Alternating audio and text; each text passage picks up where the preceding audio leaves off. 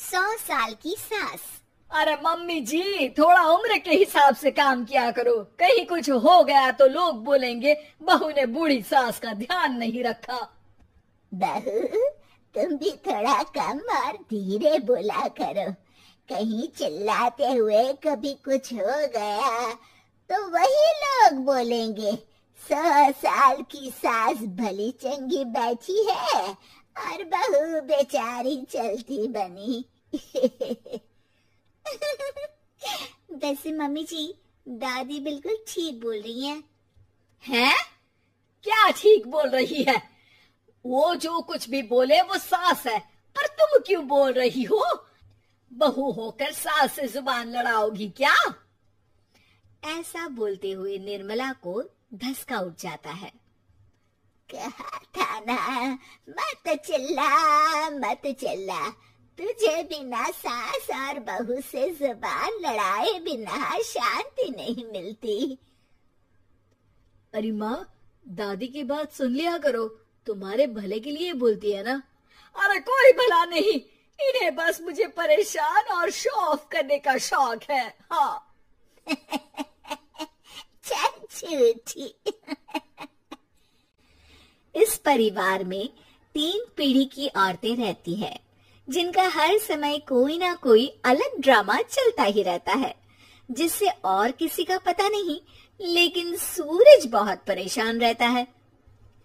माँ, पियाली और दादी, आप तीनों के पास एक दूसरे को सास बहू वाले ताने देने के अलावा कुछ काम हो या नहीं, पर मेरे पास जरूर है। इसीलिए पियाली जरा लंच ले आओ, मुझे ऑफिस भी जाना होता है। इस पर पियाली सूरज को लंच देती है और वो ऑफिस चला जाता है, जिसके बाद तीनों एक बार फिर अपनी बातों या कह लो कि नोक-झोंक में लग जाती है। इसी में दिन बीत जाता है। रात को सूरज के साथ उसके दोस्त भी खाने पर आते हैं। पियाली, मेरे कुछ दोस्त आए हैं।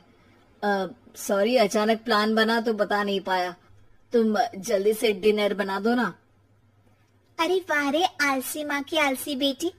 पहले बिना बताए दोस्तों को घर ले आओ, फिर बोलो जल्दी से डिनर बना दो। इतनी जल्दी है तो खुद बना लो। अरे माता, सब बाद में दिखा देना, अभी खाना बना दो ना प्लीज। ऐसा बोल के सूरज दोस्तों के पास जाकर बैठ जाता है और पियाली डिनर की टेंशन में अपनी सास के पास पहुंच जाती है, जो अपने कमरे में आराम कर रही होती है। मम्मी, सूरज अचानक दोस्तों को घर ले आए हैं, क्या करूं अब? कुछ ऐसा बताओ ना जो जल्दी बन जाए और सर्व करते हुए भी अच्छा लगे। अरे रेस्टोरेंट से मंगा ले, दोबारा परेशान मत करना, सोने दे मुझे। इतने में दादी सास भी वहां आ जाती है। वाह, आलसी का आइडिया भी उसी की तरह बेकार है। कोरोना में बाहर से खाना मंगाएंगे। बहू, तुम सो ही जाओ, वही काम अच्छे से कर सकती हो। चल पियाली, मैं बताती हूँ क्या करना है। इस पर दादी सास पियाली के साथ मिलकर सारे मेहमानों के लिए खाना बनाती है, जिससे उन्हें ज्यादा मेहनत भी नहीं करनी पड़ती और सबका पेट भी भर जाता है। दादी के इस आइडिया से पियाली और सूरज बहुत इम्प्रेस हो जाते हैं। दादी, क्या यही खाना आपकी इस उम्र में इतना एक्टिव रहने और एंडलेस लाइफ का राज है? वैसे दादी ने आज तक राज किसी को बताया नहीं। इन्होंने ससुर जी तक को नहीं बताया, तभी तो वो ऊपर पहुंच गए और ये अभी तक यही है। तेरी सास मेरे ऊपर पहुंचने का ही इंतजार कर रही है, पर इस आलसी का ये सपना पूरा नहीं होने वाला। क्यों जी, अमर होने का वरदान लेकर आई हो क्या? अमर का पता नहीं, पर लगता है तुझसे लंबा जरूर जी लूंगी।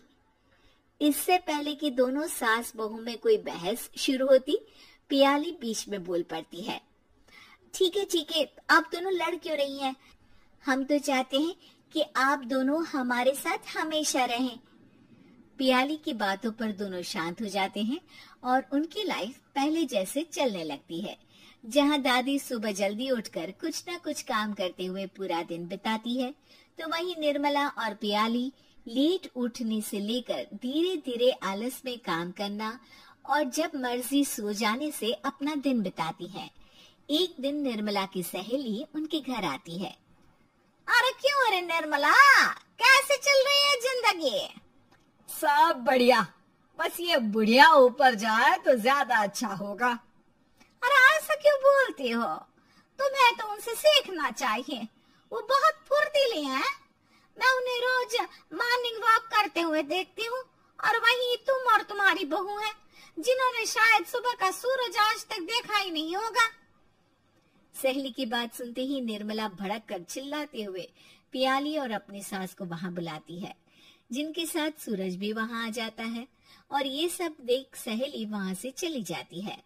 अरे सासू माँ, आपको हमसे क्या दिक्कत है? अब तो मेरी सहेलियां भी आपकी वजह से मुझे ताने देने लगी है। मम्मी जी, कुछ तो लोग कहेंगे, लोगों का काम है कहना, आप इग्नोर करो ना। अच्छा वैसे महारानी, वो तुम्हें भी वही सब बोल रही थी? है? मैंने क्या किया? अरे किलस क्यों रही हो? अब तो समझो और अपना लाइफस्टाइल सुधारो।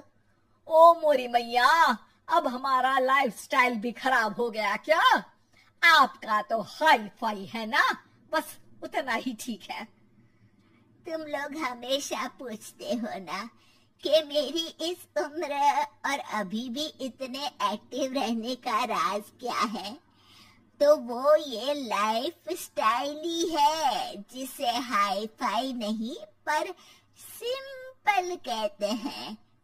दादी, अब कहना क्या चाहती हो?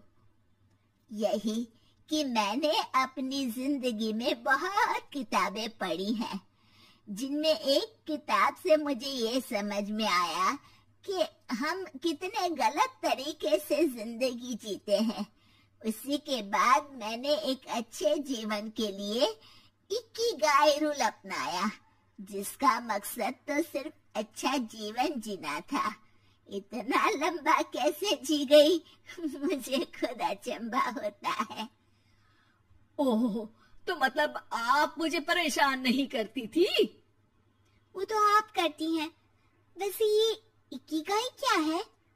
थोड़ी रिसर्च खुद भी कर लो आलसियों, सब मैं ही बता दूं क्या?